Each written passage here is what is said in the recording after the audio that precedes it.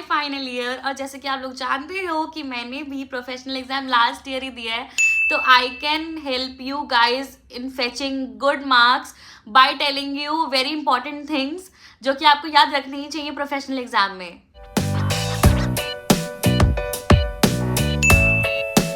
Final year आपका exam आने वाला है और अभी बिल्कुल टेंशन नहीं लेनी है। तो आज का वीडियो ना स्पेशली आपके लिए है, जो आपको हेल्प करेगा आपके थ्योरी एग्जाम्स के साथ, क्योंकि थ्योरी के मार्क्स तो आप ही के हाथ में है। थ्योरी एग्जाम बहुत इंपॉर्टेंट होता है और उसी के रिगार्डिंग ये वीडियो है। आई होप ये वीडियो आपकी हेल्प करेगा। तो चलते हैं वीडियो में और डिस्कस करते हैं वो पॉइंट्स जो आपको याद रखने हैं। फाइनल ईयर प्रोफेशनल एग्जाम इतने टफ नहीं होते, लेकिन मैं मानती हूँ कि इसमें स्कोर करना बहुत टफ होता है। और आई थिंक ज़्यादा बच्चे मार्क्स इसलिए लूज करते हैं क्योंकि उन्हें आंसर लिखना नहीं आता। आंसर को कैसे प्रेजेंट करना है और उसे कैसे लिखना है, ये बहुत बड़ा रोल प्ले करता है आपके अच्छे मार्क्स के लिए। सो आज मैं बताऊंगी वो 10 पॉइंट जो हर फाइनल ईयर को याद रखने ही चाहिए। सो नंबर 1, प्रेजेंटेशन सबसे बड़ा गेम चेंजर है। Presentation good, marks will be good. जितनी अच्छी प्रेजेंटेशन उतने अच्छे मार्क्स। देखो, एग्जाम में एग्जामिनर आपका दिमाग नहीं पढ़ रहा, वो पढ़ रहा है आपका आंसर। तो जितना अच्छा प्रेजेंट करोगे उतने अच्छे मार्क्स। अगर आप अच्छा प्रेजेंट करते हो आंसर, तो आपके 20 से 25% तो ऐसे ही अच्छे हो जाते हैं, आप ऐसे ही अच्छे दिखते हो। नंबर 2, हर लॉन्ग आंसर का स्टार्ट डेफिनेशन और क्लासिफिकेशन से करना है। ये मस्ट है। चाहे कुछ भी हो जाए, लेकिन हर लॉन्ग आंसर का स्टार्ट डेफिनेशन और क्लासिफिकेशन के साथ ही करना है। पहले डेफिनेशन लिखो, उसके बाद क्लासिफिकेशन लिखो। अगर आप ये फॉलो करते हो तो एग्जामिनर को ये लगता है कि यस, स्टूडेंट का बेस क्लियर है। Third, diagrams are very important. Diagrams is equal to free के मार्क्स, और फ्री के मार्क्स सबको पसंद होते हैं। सच बताऊं, एग्जामिनर डायग्राम देख के बहुत खुश हो जाता है, चाहे आपका आंसर कितना भी वीक हो। एक नीट डायग्राम, एक सुंदर डायग्राम उस आंसर को बहुत ऊपर ले जाता है। Fourth point is subject wise format को फॉलो करो। सब्जेक्ट वाइज फॉर्मेट को फॉलो करने का मतलब है उस सब्जेक्ट के आंसर को जो अटेम्प्ट करने का फॉर्मेट है उसको ध्यान में रखो और उसी के अकॉर्डिंग आंसर फ्रेम करो। हर सब्जेक्ट का फॉर्मेट प्रिडिक्टेबल होता है। फॉर्मेट को पकड़ के रखो। आंसर नहीं भी आ रहा है, फॉर्मेट याद है तो कंटेंट ऑटोमेटिकली फ्लो करेगा। पॉइंट नंबर 5 और सबसे क्लेवर पॉइंट यही है कि आप क्लिनिकल रेलेवेंस रखो आंसर में।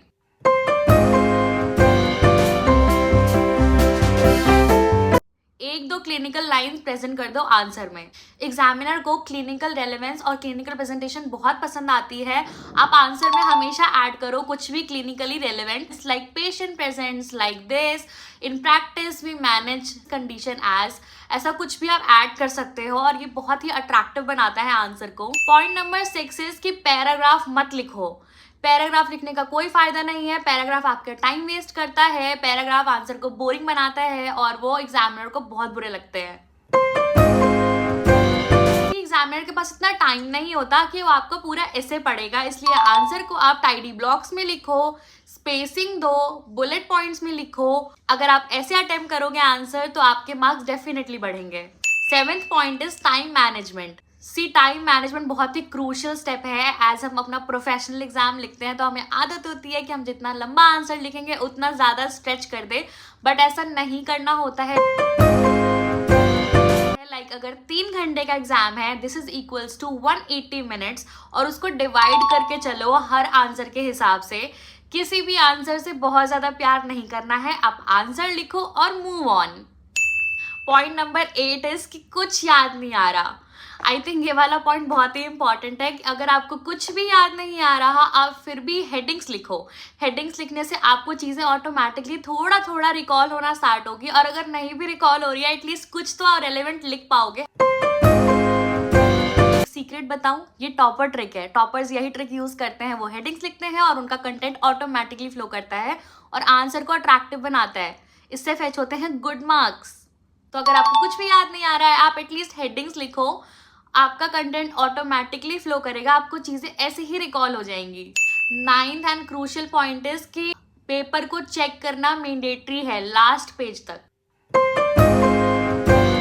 जब आप सब कुछ अटेम्प्ट कर दो तो पेपर चेक करना मैंडेटरी है, एज हो सकता है कि हड़बड़ाहट में आपसे कोई आता हुआ आंसर छूट जाए, कुछ इंपॉर्टेंट ऐड करना हो, क्या पता वो आंसर लिखते लिखते आपको याद हो और वो रह जाए, या फिर पेपर पूरा अटेम्प्ट कर लिया और अब आपको कुछ याद आ गया है बहुत इंपॉर्टेंट, वो डायग्राम से रिलेटेड हो सकता है, या वो आंसर से रिलेटेड, थ्योरी से रिलेटेड हो सकता है, या फिर प्रेजेंटेशन से रिलेटेड हो सकता है।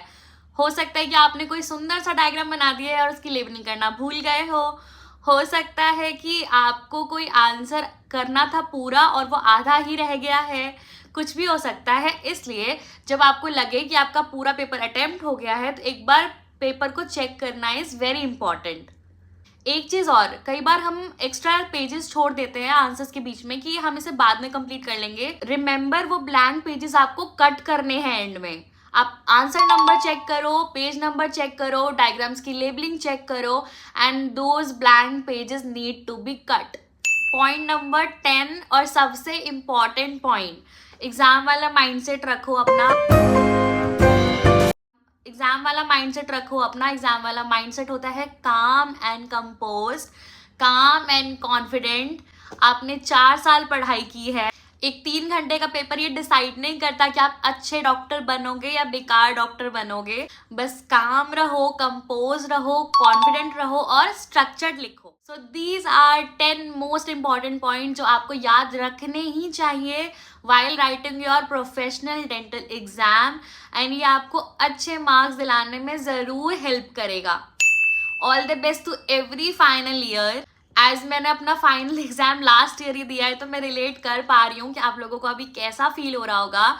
लेकिन trust me, being your senior, I am telling you this कि these points are very very important. जो भी मैंने पॉइंट्स बताए हैं ये अच्छे मार्क्स दिलाने में ज़रूर हेल्प करते हैं और बहुत इंपॉर्टेंट हैं। और अगर किसी सब्जेक्ट की राइटिंग टिप्स चाहिए तो आप वो भी कॉमेंट कर सकते हो। You are free to do that. और मेरे प्यारे future dentist, all the best, and we will be meeting in the next video very soon. Bye bye.